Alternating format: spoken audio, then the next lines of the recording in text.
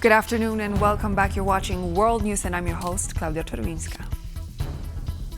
On the final day of Poland's presidency of the EU Council, the 17 sanctions packages imposed so far by the EU on Russia were successfully extended for another 6 months, and the decision was unanimous.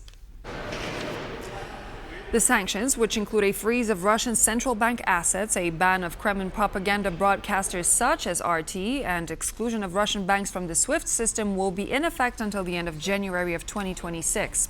The decision was made in a written procedure. There were no objections. Work has been completed on the 18th package. However, its adoption is being held up by both Hungary and Slovakia. Polish Prime Minister Donald Tusk has cautioned Germany that he may close the border if there are any doubts surrounding migrants' return to Poland. He also went on to lambast a group of Polish citizens who took the matter into their own hands, starting efforts to fend off what they believe is an influx of migrants from Germany. These are actions that are supposed to show that Poland is being flooded with illegal migrants from the West. This is not true. There are cases that we are currently investigating in detail. We have communicated to the German side that if there are cases that are doubtful from our point of view, we will have to restore controls on the Polish-German border, and effective ones at that. The Polish army is poised to receive a boost to its capabilities. On Monday, the country's defense minister signed 2 contracts purchasing defensive and medical equipment for use by air and land forces. This included the purchase of missiles for the Korean-produced Fa-50 fighter jets. Our defense correspondent Zuzanna Jurek has the story.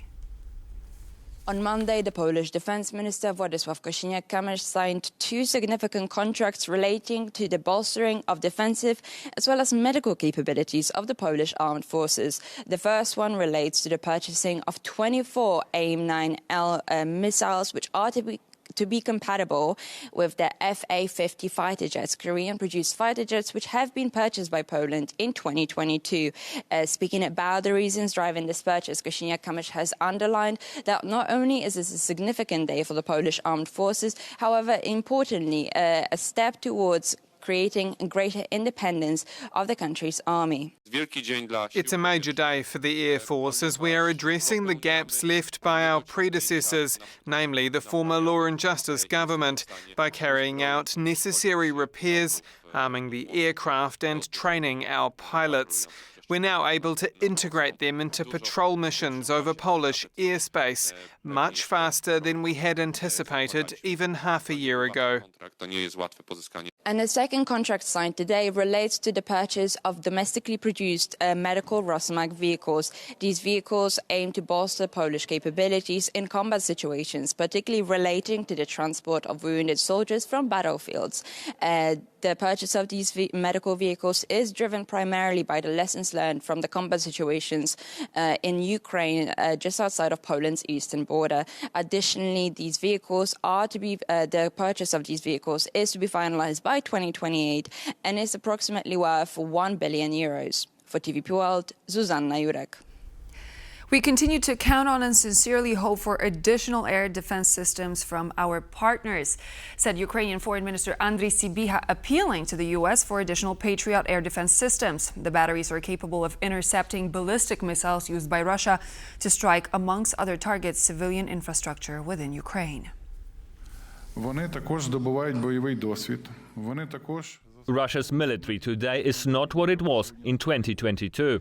They too have gained combat experience, adopted new technologies tested in battle, and are pouring resources into the development of their defense sector and military industries.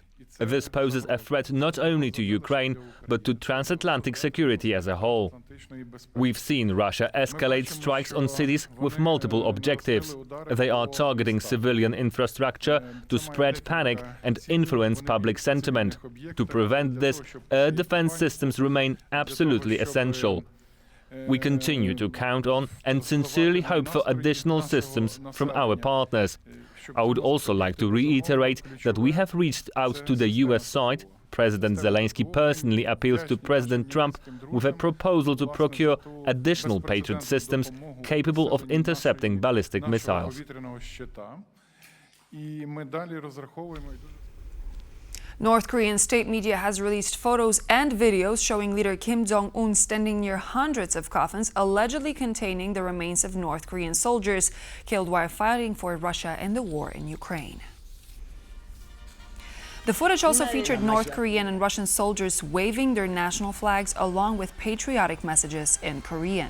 The event was attended by Russian Culture Minister Olga Lyubimova, who led a delegation to mark one-year anniversary of the strategic partnership between Pyongyang and Moscow. The partnership now includes a joint defense treaty signed by Kim Jong-un and Russian President Vladimir Putin.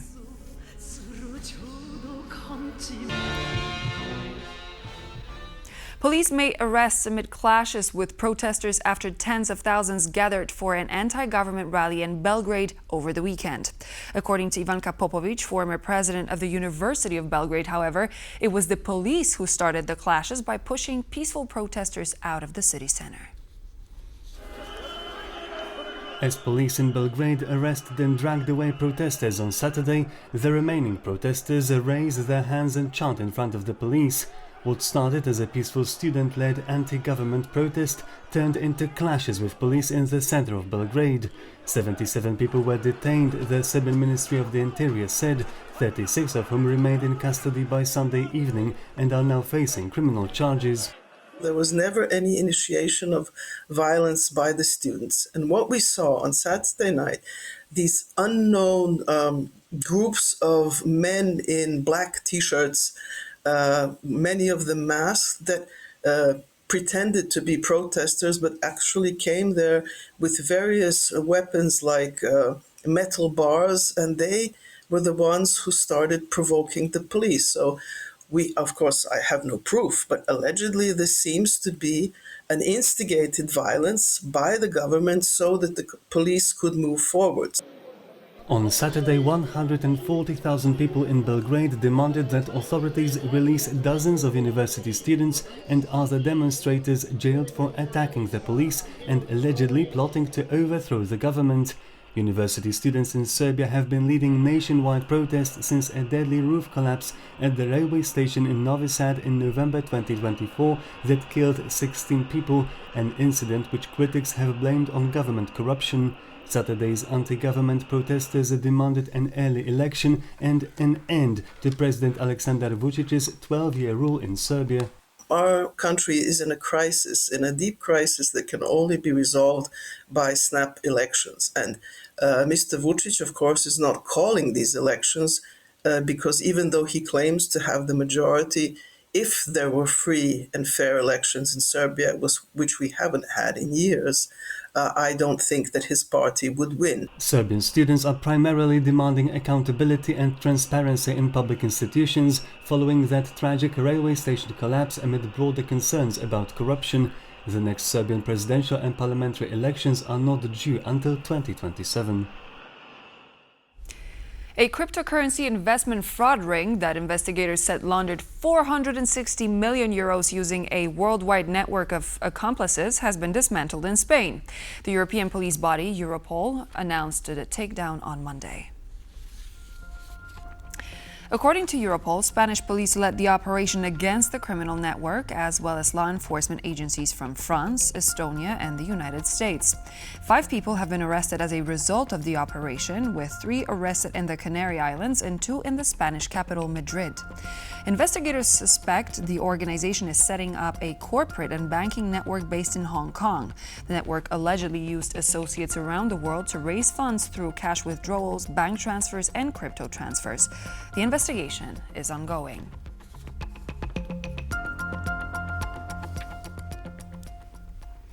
And stay tuned for The Bottom Line with Marie Cato at 5:10 p.m. CET, where the focus will be on possible budgetary issues under the incoming Polish president, Karol Nawrocki. And so this marks the end of World News, but please do stay tuned. We're back in just a moment, and we'll see you there.